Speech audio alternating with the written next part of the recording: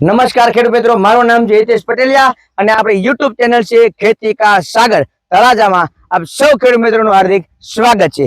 આજે આપણે એક એવા ફિલ્ડની માલિક આવ્યા છીએ કે જે કપાસ વર્ષોથી બનાવતા જાય છે અને એ ડોક્ટર સાહેબના પણ દર્શન કરવા આપણે માટે દુર્લભ છે, પરંતુ આજે આપણે એક કપાસની વેરાયટી આપણે જોશું અને માર્કેટમાં ધૂમ મચાવતી કપાસની ઈ વેરાયટી વિશે પણ આપણે વાત કરીશું। એ પહેલા તમને વાત કરી દઈએ કે કપાસ અલગ અલગ રાજ્યના ઘણા બધા ભારત દેશના ઘણા અલગ અલગ રાજ્યના ખૂણામાં કપાસ કરતા ખેડૂત મિત્રો છે, બરોબર। જમીન તમારી હલકી હોય કે પછી રેતાળ હોય, ટાશ વાળી હોય, વેકરા વાળી હોય, પથ્થર વાળી હોય, પાણી તમારે મોળું હોય, ખારું હોય કે બાંબળું હોય, એવા સમયની માલિપા પણ આ કપાસની વેરાયટી તમે વાવી શકો અને કપાસની વેરાયટી તમને ઉત્પાદન દેવા માટે સક્ષમ છે। આ એક બહુ મોટું જબર ફિલ્ડ છે, આખું 50 વીઘાનું ફિલ્ડ છે અને આ વેરાયટી અહીંયા એટલા માટે લગાવવામાં આવી છે કે જે વેરાયટીનું પેલા નર અને માદા પરખે વાવી એનું બ્રીડિંગ ક્રોસિંગ કરી અને પછી જે વેરાયટી તમારે જે અત્યારે વાવવાની છે એ વેરાયટી કઈ ટાઈપની થશે એ વેરાયટી અહીંયા લગાવેલી છે।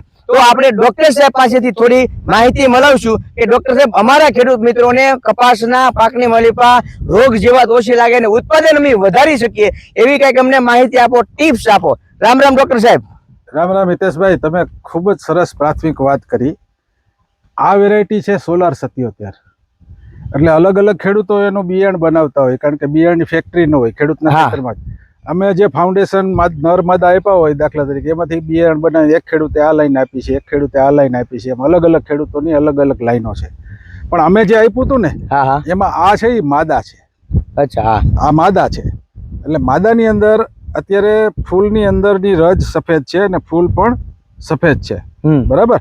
ખેડૂત મિત્રોને દેખાય આ નર છે, તો બાજુમાં એકદમ નાનો રહી ગયો છે નર। એની અંદર પણ તમે જુઓ તો રજ છે ને એ પીળી છે અને ફૂલ સફેદ પીળું છે। એટલે આ નરનું ફૂલ આપણે આ માદા ઉપર ચડાવવાનું હોય છે બિયારણ બનાવવામાં। તો હવે એનું હાઇબ્રિડ આવે, એટલે કે એનું હાઇબ્રિડ આવ્યું જે આપણે ખેડૂતોને વેચવાના છે, જે બિયારણ તરીકે બનીને આવ્યું છે અને એનું અહીંયા ટેસ્ટિંગ કરીએ છીએ આપણે। તો હાઇબ્રિડ ની અંદર પીળું ફૂલ અને પીળી રજ ઈ ગુણધર્મો આવે તો મતલબ આ બિયારણ સાચું છે, એકદમ સાચું, એકદમ સાચું છે।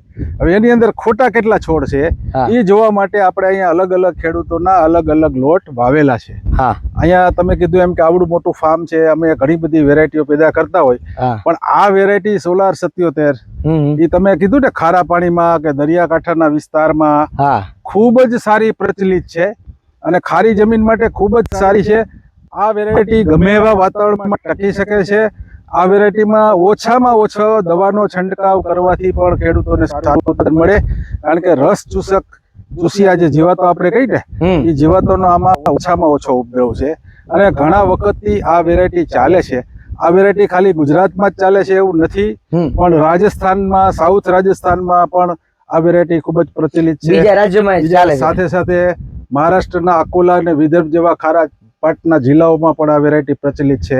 એમ મધ્યપ્રદેશના આદિવાસી વિસ્તારમાં કે જ્યાં ખેડૂતો ખેતીમાં ઓછું ધ્યાન દઈ શકતા હોય પૈસાના અભાવે, તો એવા વિસ્તારમાં પણ આ વેરાયટી ખૂબ જ પ્રચલિત છે અને દર વર્ષે વધારેમાં વધારે આ ખેડૂત આ વેરાયટીની માંગ રહેતી હોય છે। એટલે આ વેરાયટી ખૂબ જ સારા ગુણધર્મો ધરાવે છે અને ખાસ તો આજનો હેતુ તમે કીધું એમ કે બિયારણના ટેસ્ટિંગ ફાર્મ વિશે ખેડૂતોને આપણે માહિતી આપી શકીએ કે ભાઈ ડોક્ટર સીડનું બિયારણ છે એ એકદમ પરફેક્ટ લેબોરેટરીમાં ટેસ્ટિંગ થાય, 20% કેટલા સી ટેસ્ટિંગ થાય ને પછી ખેતરમાં ટેસ્ટિંગ થયા પછી જ તમારા સુધી આવે છે। એટલે ડોક્ટર સીડના બિયારણમાં છેતરાવાનો ખેડૂતોને કોઈ પ્રશ્ન ન રહે। હા, સાચી વાત છે। એટલે કહેવાનો મતલબ છે કે ભાઈ નર અને માદાનું ક્રોસિંગ કરીને પછી જે વેરાયટી બનાવવામાં આવી છે એ વેરાયટી તમારી આ રીતની છે।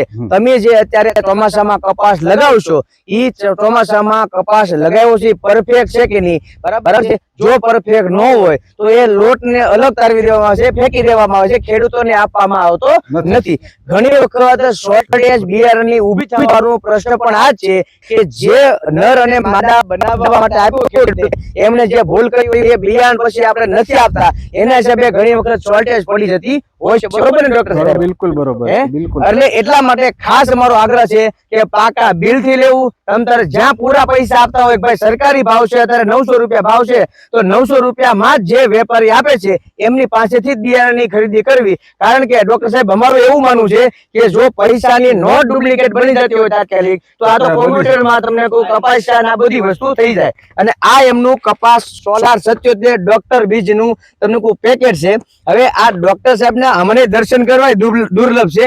હવે એની સાથે અમને ઉભો રહેવાનો મોકો મળ્યો, એ તો કઈ ભગવાને કઈક નસીબ લખ્યા છે ડોક્ટર સાહેબ. બાકી અમારા ખેડૂત મિત્રોને કયો કે આ આખો પ્લોટ બનાવેલો છે 50 વીઘાનો તમતારે, બરાબર છે? એટલે તમારે કોઈ પણ પ્રકારે ડુપ્લિકેટ જોવા આવવું હોય તો છૂટ છે.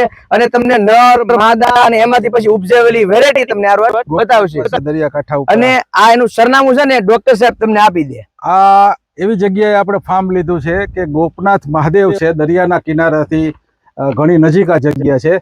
અત્યારે 35 ડિગ્રી કરતા વધારે ટેમ્પરેચર નથી હોતું, એટલે એકદમ ચોમાસામાં જેમ ગુણધર્મો દેખાય ને એવી જ રીતે કપાસના ગુણધર્મો અહીં ખીલેલા હોય છે. એટલે અમને છોડ ખોટો છે કે સાચો છે એ ઓળખવામાં મદદરૂપ થાય એટલા માટે આ ગોપનાથ મહાદેવ તળાજા તાલુકામાં છે, ખાસ કરીને ભાવનગર જિલ્લામાં છે. તો આખા ભારતમાં જે કંઈ બિયારણ અમારા દ્વારા સપ્લાય થાય છે એ તમામ બિયારણ અહીંયા ટેસ્ટિંગમાં આવે છે. બરોબર? તો આવી જ માહિતી આગળ મેળવવા માટે આપણી ચેનલને સબસ્ક્રાઇબ કરી લેજો અને નવો વિડીયો ન આવે ત્યાં સુધી રજા આપો. જય જવાન, જય કિસાન.